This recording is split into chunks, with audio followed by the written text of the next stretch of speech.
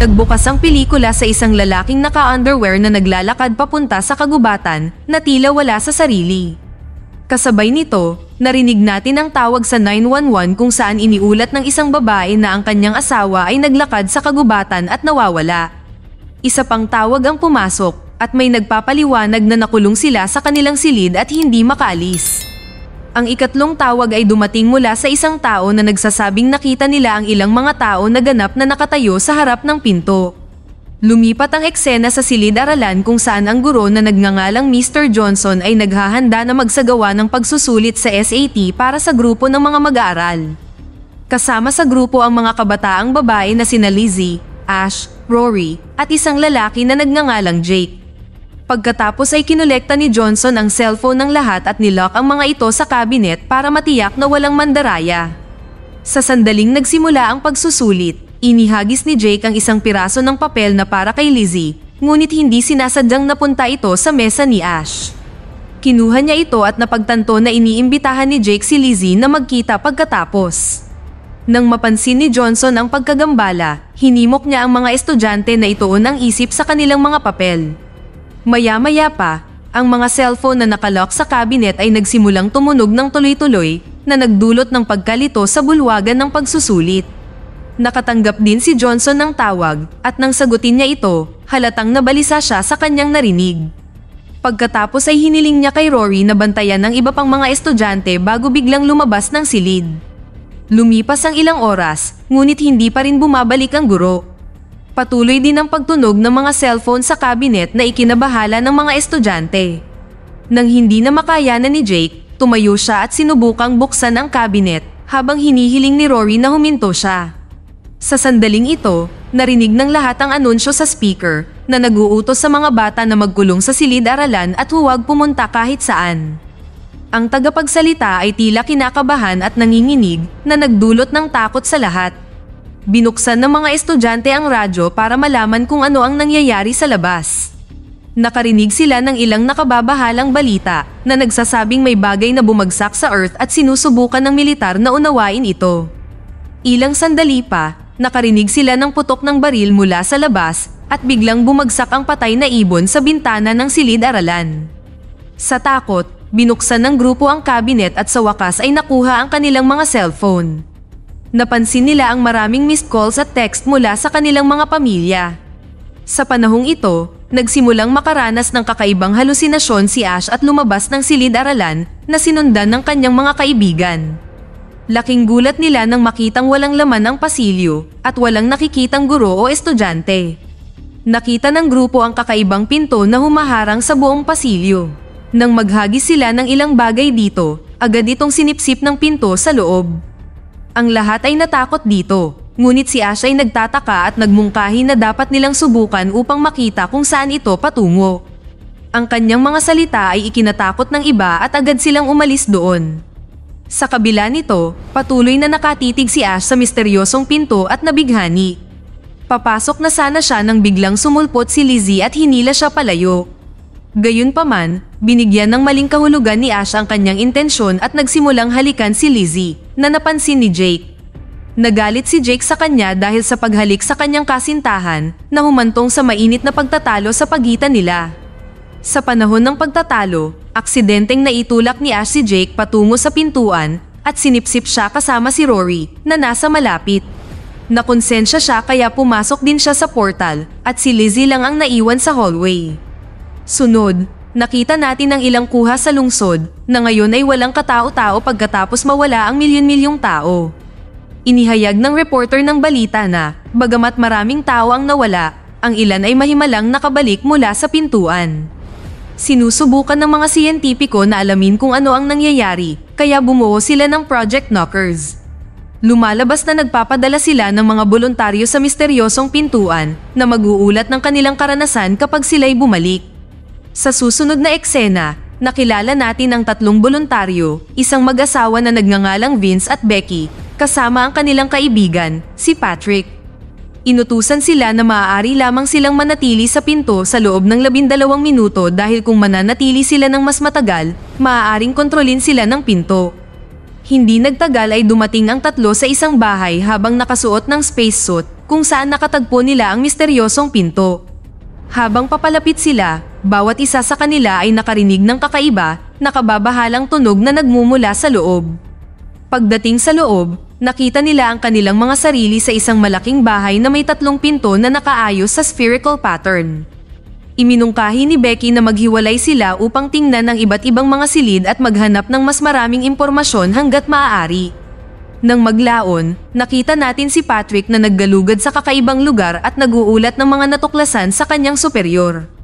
Maya-maya ay narinig niya ang ingay ng umiiyak sa di kalayuan at sinundan niya ito. Ilang sandali pa, narating niya ang silid kung saan napansin niya ang isang babaeng nakaupo sa kama, napapaligiran ng maraming bulaklak. Ipinaalam ni Patrick sa kanyang superior ang tungkol sa natuklasan at tinanong ang pangalan ng babae.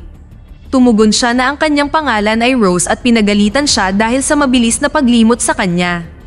Dahil dito ay nataranta si Patrick dahil hindi pa niya nakita ang babaeng ito sa buong buhay niya.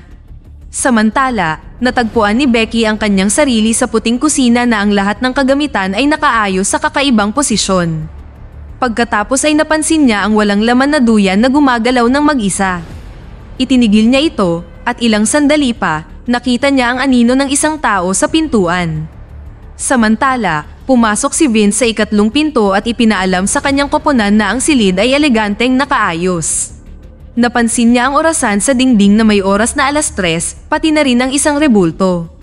Paglipat sa isa pang silid, nakita niya ang isang orasan na nagpapakita ng 6:00 at ang parehong rebulto, ngunit may ibang ekspresyon. Pagkatapos ay lumipat siya at nakita ang isa pang orasan na nagpapakita ng 9:00 at ang parehong estatwa na may mga parisukat na mata. Bumalik kay Patrick, sinubukan niyang makipag-usap sa kakaibang babae, ngunit bigla itong nakaranas ng seizure at humingi ng tulong sa kanya. Nagmamadaling tinulungan siya ni Patrick, ngunit hindi nagtagal ay nagsimula siyang tumawa na inihayag na ang lahat ay gawa-gawa lamang. Pagkatapos ay nakiusap ang babae na huwag na siyang iiwan muli at kahit nalilito, atubiling pumayag si Patrick. 5 minuto na lang ang natitira, ang helmet ni Patrick ay biglang napuno ng mga bulaklak habang ang babae ay natutuwang nanunood sa kanya. Habang tinatabunan siya ng mga talulot, nahirapang huminga si Patrick at kalaunan ay pumanaw. Samantala, nakaranas ng halusinasyon si Becky kung saan kasama niya ang kanyang boyfriend na si Vince at siya ay buntis. Ang pangitain na ito ay nagparamdam sa kanya ng matinding emosyon dahil ang totoo ay nawalan na pala siya ng anak. Sinubukan ng ilusyong Vince na kumbinsihin siya na ito ang kanyang tunay na realidad, ngunit tumanggi si Becky na paniwalaan ito at binaril siya ng phaser gun. Sa ibang lugar, sinusubukang tumakas ni Vince nang mapunta siya sa isa pang silid kung saan nakatagpo niya ang 2 pang bersyon ng kanyang sarili. Nagkaroon tuloy ng pagtatalo ang tatlo kung sino sa kanila ang tunay na Vince. Sa di inaasahan, nagawa ng 2 peking bersyon na baguhin ang kanyang damit na pang spacesuit, sa gayon ay hindi siya makikilala sa kanila. Maya-maya, dumating si Becky sa parehong kwarto at nalito siya nang makita ang maraming Vince. Sinikap ng bawat isa na kumbinsihin siya na siya ang tunay na Vince. Mabilis na binaril ng naiinis na si Becky ang isa sa kanila nang mapansin na nakasuot siya ng damit panglamig sa kalagitnaan ng tag-araw.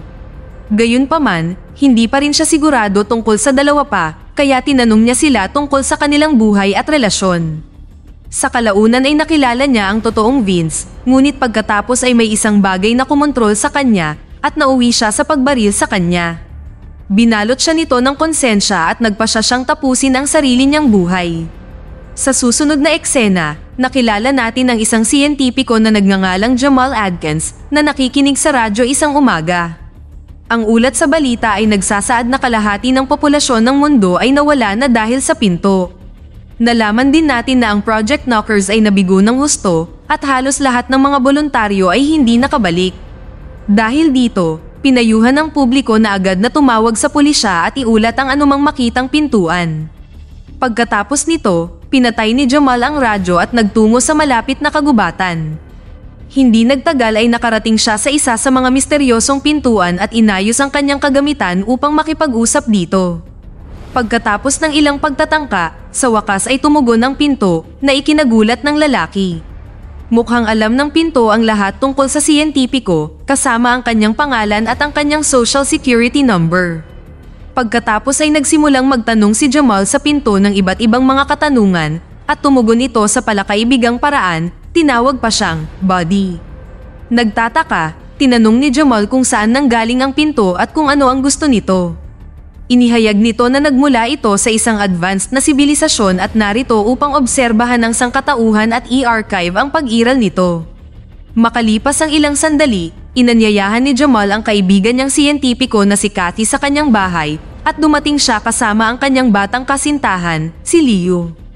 Si Jamal ay may pag-aalinlangan kay Leo, ngunit sa huli ay pinili niyang magtiwala sa desisyon ni Kathy. Ipinaalam niya sa kanila na nakakita siya ng pinto sa kakahuyan. Parehong nabigla nang marinig ito at iminungkahi ni Leo na dapat nilang iulat ito, ngunit nilinaw ni Jamal na hindi lahat ng pinto ay masama. Ipinaliwanag niya na matagumpay siyang nakipag-ugnayan dito at tila nakikipagtulungan ito at palakaibigan. Kasunod nito, tumuloy sila sa kagubatan kung saan ipinakita sa kanila ni Jamal ang pinto. Muli niyang inayos ang kanyang kagamitan at ipinakita kung paano siya nakikipag-usap dito. Ipinakilala niya sina Kathy at Leo sa pintuan na binati sila sa palakaibigang paraan. Tuwang-tuwa si Kathy dahil napagtanto niyang lubhang naiiba ito at may potensyal na baguhin ang lahat. Gayunpaman, nananatiling may pag-aalinlangan si Leo, kaya't lumayo siya sandali para tumawag sa isang tao at iulat ang kanyang natuklasan. Samantala, patuloy na nakikipag-usap si Kathy sa pinto at tinanong ang pangalan nito. Tumugon ng pinto na ang pangalan nito ay Lamash, na sa totoo lang ay Jamal, na binasa ng pabaliktad. Pagkatapos ay tinanong ni Kathy kung bakit ito naririto at ipinaliwanag ni Lamash na narito ito upang pag-aralan ang mga tao at i-archive ang kanilang pag-iral. Nang marinig ito, labis na nasabik si Kathy at naramdaman niyang maaari niyang tuklasin ang mga lihim ng buong universo sa pamamagitan ni Lamash. Sinabi niya kay Jamal na sa wakas ay maaari na silang maging mga cosmic explorer na lagi nilang pinapangarap. Gayunpaman, sa kanilang pagkadismaya, dumating ang pulis na nagngangalang Ricky, na kaibigan ni Leo. Agad niyang tinutukan ng baril si Kathy at inutusan itong umatras mula sa pinto dahil maaaring mapanganib ito. Pagkatapos nito, inaresto niya si Jamal dahil sa pakikipag-ugnayan sa pinto sa halip na iulat ito na labag sa batas. Nang tanungin ni Ricky ang kanyang pangalan, tumugon ng pinto sa ngalan niya na nagsasabing siya si Jamal. Ikinagulat ito ng pulis dahil hindi pa siya nakatagpo ng nagsasalitang pinto noon.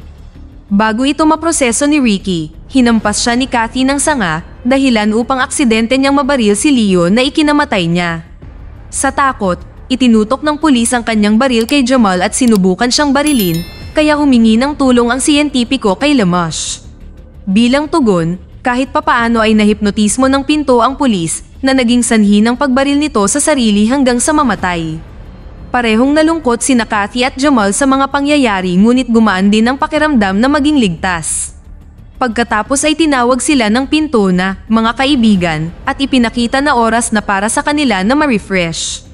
Sa sandaling ito, napansin nila ang maraming celestial na bagay na lumitaw at bumabagsak mula sa langit at nasabik. Sa susunod na eksena, nakita natin ang streamer na pinangalan ng Midnight Martin sa isang video meeting kasama ang parallel world expert na tinatawag na Dr. Alan Price. Sa buong pagpapakilala, si Alan ay lumilitaw na masyadong kakaiba na tila siya ay kinokontrol ng kung anong bagay. Tinanong siya ni Martin tungkol sa mga pintuan, kung ano ang gusto nila at kung ano ang susunod na mangyayari. Tumugon si Alan na ang pagdating ng mga pintuan ay bumago sa lahat at ang mga tao ay nag-e-evolve na ngayon sa kosmiko. Binigyang diin niya na ang sangkatauhan ay pumapasok sa bagong panahon habang natututo silang mamuhay sa nagbagong mundo. Anuman, nananatiling may pag-aalinlangan si Martin sa mga pintuan at sa layunin nito. Tinanong niya ang eksperto kung dapat silang maghanda upang labanan ang mga pintuan para sa kanilang kaligtasan.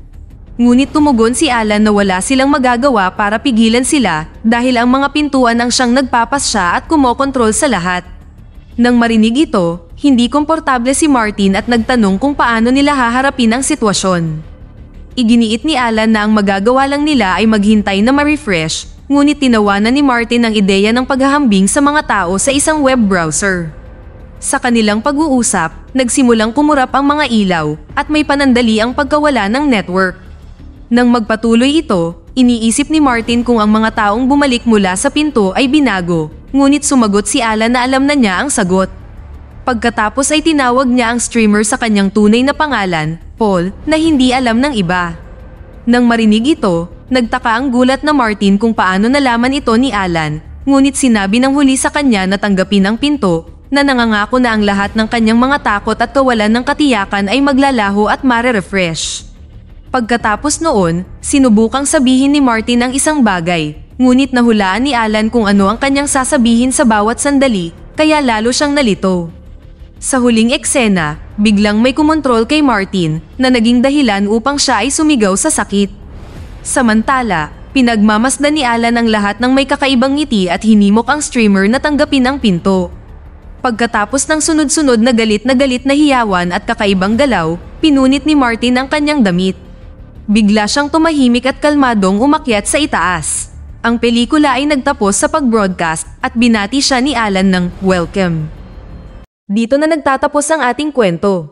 Sana ay nagustuhan nyo. Mag-subscribe na kung hindi ka pa nakasubscribe, pindutin na rin ang notification bell at like button upang matulungan ang channel at mag-iwan na rin ng komento. Maraming salamat sa panonood.